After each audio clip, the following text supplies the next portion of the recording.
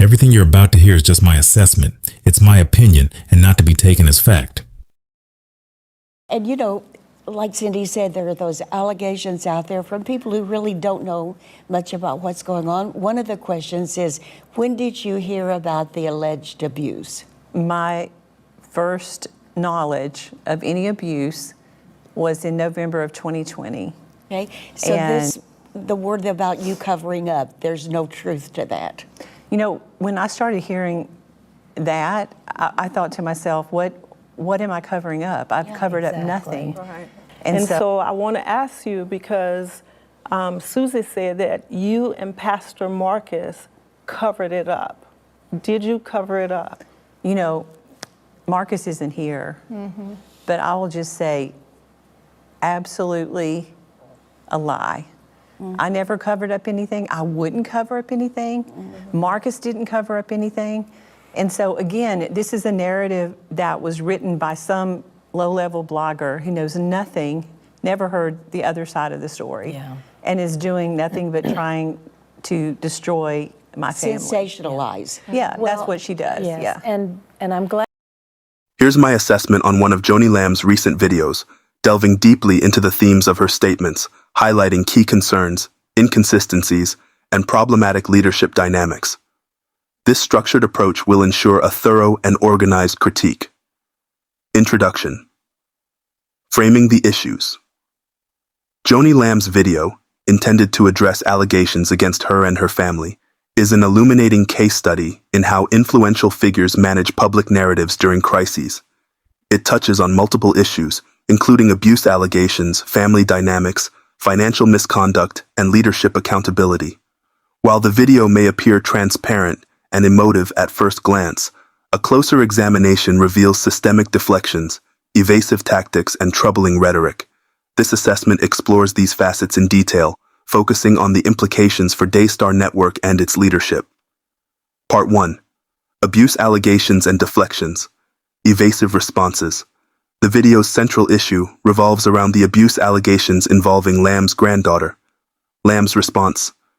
When I started hearing allegations of a cover-up, I thought to myself, what am I covering up? I've covered up nothing. This statement lacks a direct denial and instead shifts attention to her internal confusion.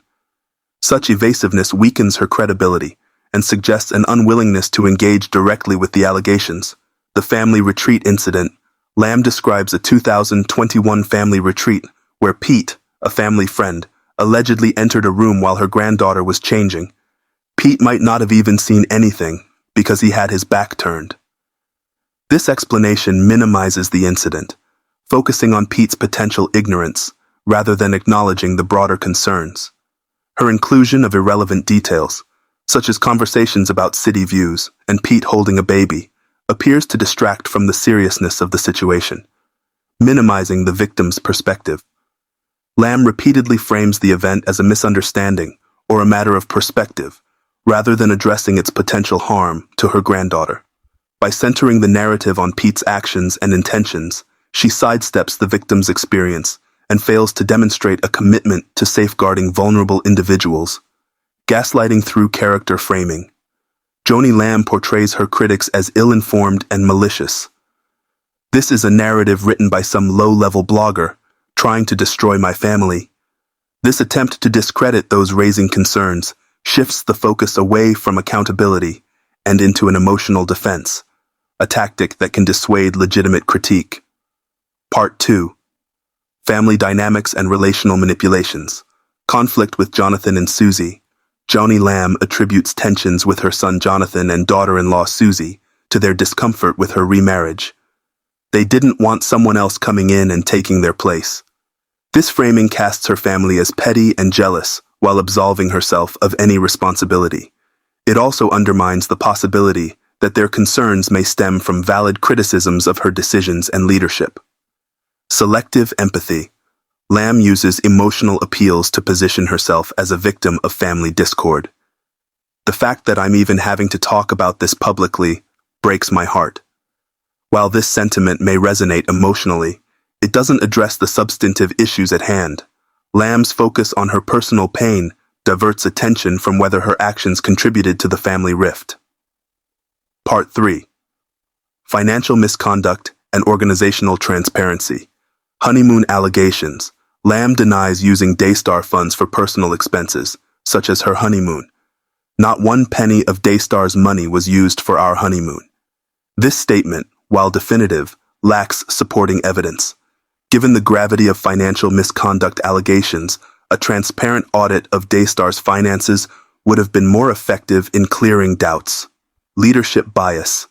Joni Lamb discusses Jonathan's termination from Daystar, citing performance issues and the implementation of a performance improvement plan, PIP.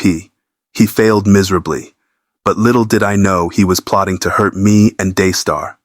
By interweaving professional criticisms with personal grievances, Lamb undermines her claims of objectivity. This blending of personal and professional narratives suggests that family dynamics may have influenced leadership decisions. Part 4. Exploiting religious rhetoric and authority. Conflating spiritual and organizational leadership. Joni justifies her authority at Daystar by referencing religious language. I'm not the voice of God, but I am the voice of authority at Daystar. This statement conflates her organizational role with spiritual leadership, potentially discouraging dissent by equating criticism with defiance of divine will. Such rhetoric is problematic, as it shields leadership from accountability by leveraging faith as a protective barrier. Manipulating public perception, Joni positions herself as a humble servant under attack. I've always operated with such humility. It's shocking to see what's being said. While humility is a valued trait in leadership, its assertion here comes across as performative, especially when juxtaposed with the deflections and evasions throughout her address. Part 5. Broader implications for leadership and accountability. Use of non-disclosure agreements, NDAs. Joni defends NDAs as standard business practice. NDAs were for protecting business information.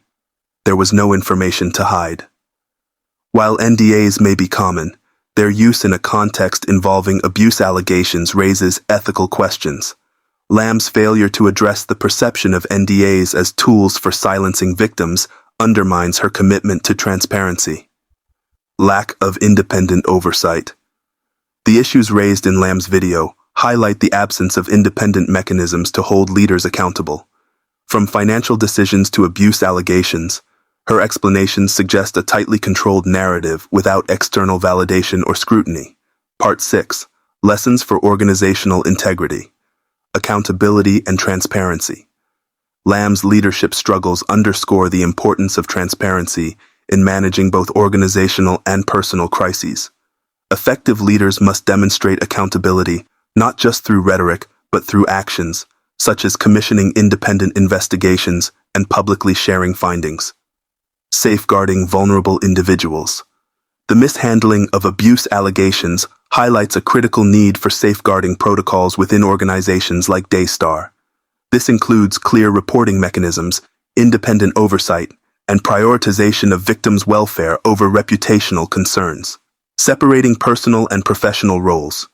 Joni's conflation of family dynamics with organizational decisions reveals the risks of mixing personal relationships with professional responsibilities.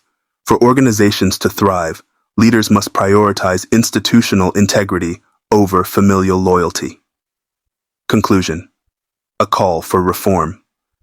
Joni Lamb's video, while emotive and defensive, reflects deeper issues of leadership, transparency, and accountability. Her reliance on deflections, character attacks, and religious rhetoric reveals a troubling approach to crisis management. For Daystar Network and similar organizations, this case serves as a wake-up call. Recommendations for reform: 1. Independent investigations, address abuse allegations, and financial misconduct claims through external audits and reviews. 2. Transparency in leadership, share financial records and decision-making processes openly with stakeholders. 3. Commitment to safeguarding, implement robust policies to protect vulnerable individuals and ensure their voices are heard. 4. Decoupling personal and professional dynamics, establish clear boundaries between family relationships and organizational roles to ensure objectivity and fairness. Only through meaningful reform can Daystar rebuild trust, and align its operations with the principles of faith and accountability it seeks to uphold.